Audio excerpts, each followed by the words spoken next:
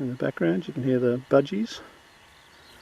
They get on the microphone on this and you can hear them buzzing. It's very authentic. We're all good to go here, John.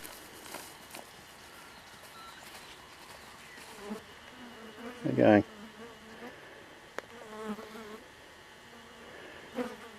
Be animated, say something. Well, the little blue device, yeah. I don't know what it is. It's a GPS antenna. These are the aerials, I take it, Greg? Yeah, that's the telemetry aerial, yeah. So that's VHF. And the blue patch is a this is GPS active antenna. Right, okay. And the unit on top of the wing is an IR sensor. And so we're not actually using the full FMA direct system there. It's a completely different design. But the IR sensor, which was originally a NASA patent, was for satellite orientation. Okay. So it's no gyros, just looking at horizons. So do you actually have gyros in this? No. No, it's an absolute reference system, so you don't get gimbal lock or any of those sort of problems with it. If the aircraft's upside down, it'll find its way back to upright if it's got enough airspace. What is the model weight, Greg? I think it's probably about 1 kilo. The electronics, I don't know, what would you say? I haven't weighed it. Probably 700-800. Yeah, maybe, yes. The instrumentation, the autopilot and the navigation system is probably about 60 grams. So it's negligible addition to it, to the overall weight. That's live, Roger, too. Yeah. Okay. So it's. I mean, one of the principles was to get an autopilot that's doesn't have any significant weight impact on the aircraft of that class, and is also compact enough that you can squeeze it in the remaining gaps. And the whole thing's powered up by the main. It runs off the main flight battery, has all sorts of battery condition monitoring and everything else, but it can be configured to run on an independent battery. And that's in the configuration file for it. So I think we'll go up again. Okay. I'm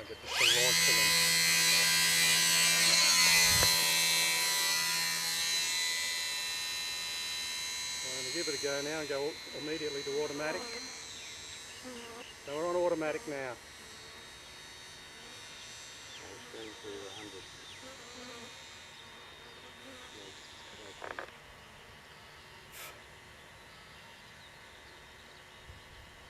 How are you with tracking the plane, John? That's the proof of the pudding. No good.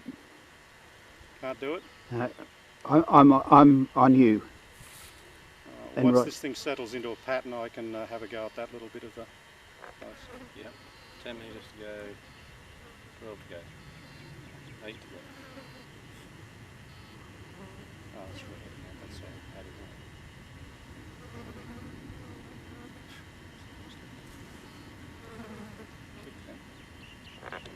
All the way 0.3. Right, so it's coming back.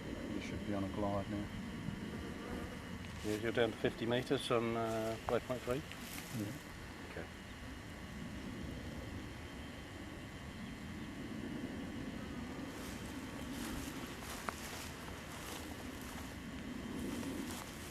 All good.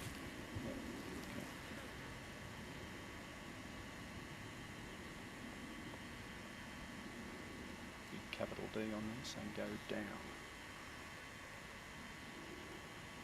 Right. That's interesting. It's going hard left. It's a sense problem on that.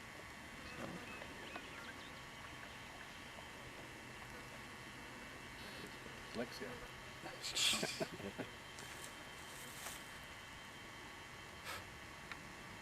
okay. It's a minor fix. Still 30 metres to go. Yep. It's on the waypoint. 30 metres off.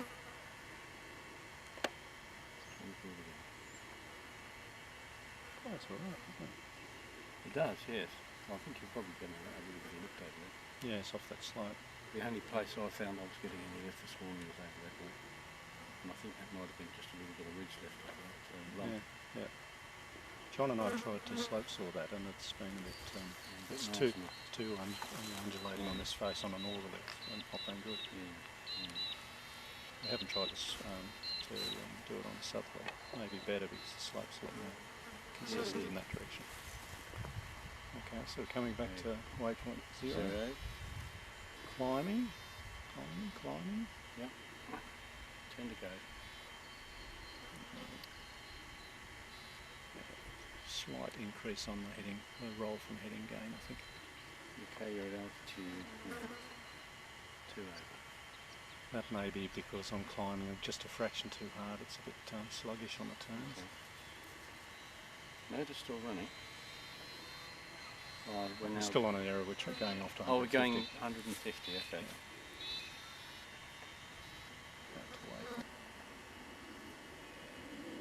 I mean, normally the waypoint should be flying a bit, a kilometre or more apart. Yes. You wouldn't be trying to do close-in stuff like this. The commercial micropilot that we have autopilot. We have micropilot has a lot of trouble with waypoints very close together. It's about the 180. Eventually it makes up its mind, but by then it's disappearing out of sight, which is coming on board, right? 20 to go.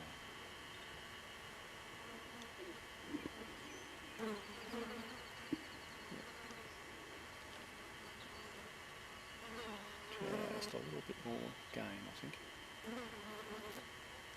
You know, John, I think if we put one of these systems in Bertie Bantam, we might lift this prize.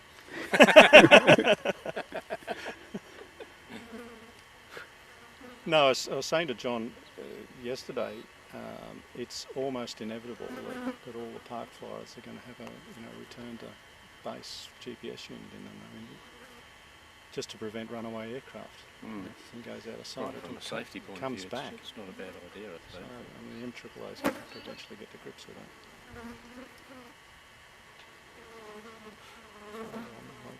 Orbiting. Make sure you get your design right. Recording. Alright, where's tail eagle up there? It's got some lift. Yeah. Okay, so the aircraft is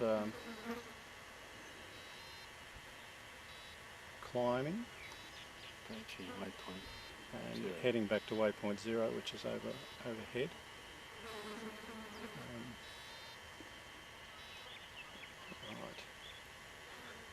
Right. I mean, one of the design parameters is to minimise the amount of tuning required for each aircraft and eventually have it auto-tune. Yes. And I've done a little bit of work on that. It's quite a simple parameter file for each aircraft, which is separate from the main autopilot. It's just a matter of tuning up about a handful of different parameters for each aircraft. Whereas again, some of the commercial autopilots require almost a week of tuning, and they admit that in their manual that it takes a week. Not practical for this purpose. No.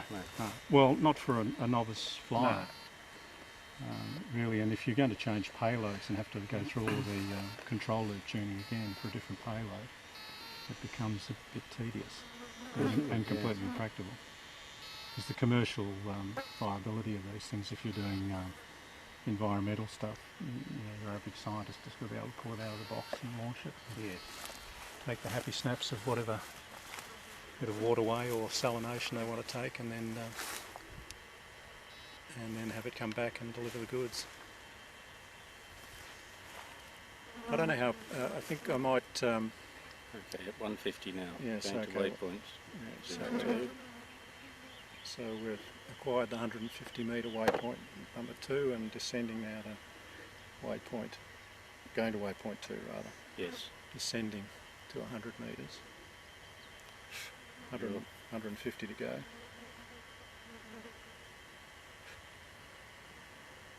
And bearing tracks. Which is the tracking error? That's tracking error there. Yeah, okay. So there's a reasonable amount of high altitude wind at the moment, and so it's swooping around. But as it gets close to the waypoint, it adopts a 90 degree, well, because the waypoint's alongside it, it adopts a fairly tight turn. Yeah. Go on to it. The acquisition circle is 40 metre radius and plus or minus 20 metres at the moment. So it's pretty wide. And one of the But for all practical purposes, that's fine. That's fine, isn't it? Yeah. And one of the issues is that in descent, if you're descending to another waypoint, your airspeed can increase. Encouraging. Yes. Well, the first one's in the big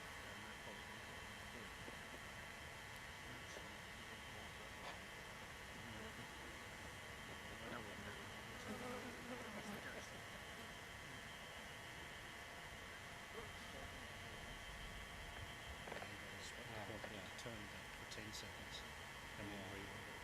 Okay. So, in most cases that should break, unless it's a very, very wet spread. This aircraft has spoilers. still holding coming on. There it goes. It's escaped. It escaped.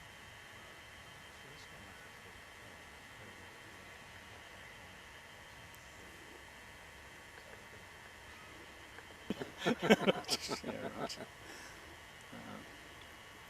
But as it goes to each waypoint, it has a max altitude which is computed as 4 times the altitude flare thing, which is plus 80 metres on that. And if it punches through that, then it progressively deploys spoilers, and the throttle's killed, of course. So that's the sort of general strategy if you run through lift. But there's also in the configuration file you say whether it's a glider or whether it's a normal powered aircraft. If it's a glider, you're less fussy about higher altitudes. Right, yes. Because you're then getting the energy gain. Sure. Okay, so we've passed the point where it's accepted 50, no, just coming to 50 metres. There we go, back to 0. So Yep. it's coming back home. When it does this, John, I think I'll land. Well, if I can fly it as well as Dave is. I think I've got a mechanical trim problem on this too. I need to fix that. There's a few steps.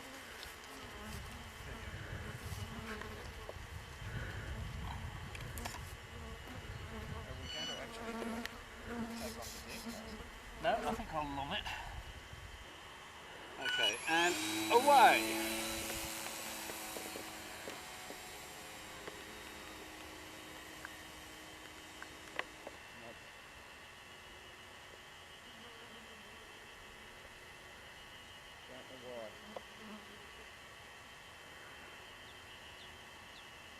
Different hand this time.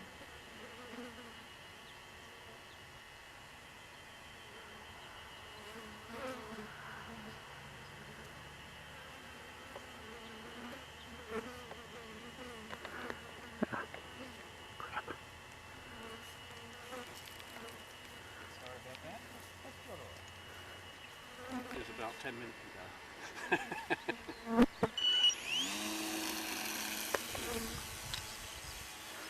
Oh, bugger. The other one doesn't work now. Sorry.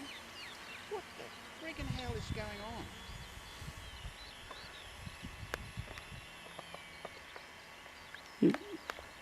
Making it hard, Roger. Oh, good.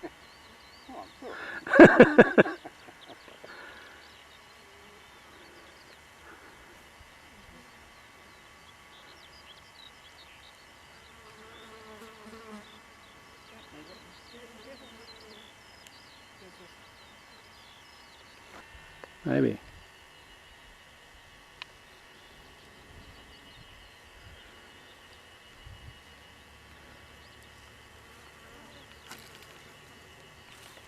Okay. Okay. Yeah, happy, John? Yeah, I'm happy. Okay, here we go.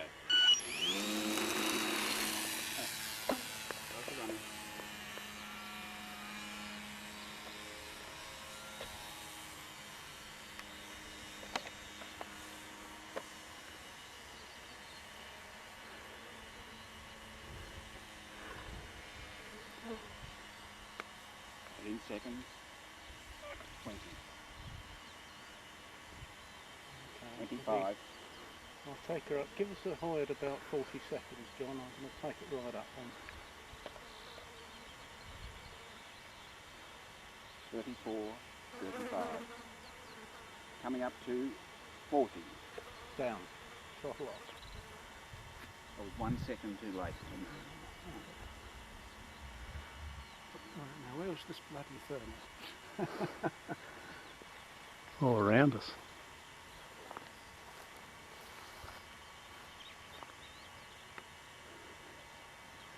I'm afraid this camera work's not going to be all that rock steady, Roger. It's a bit high up.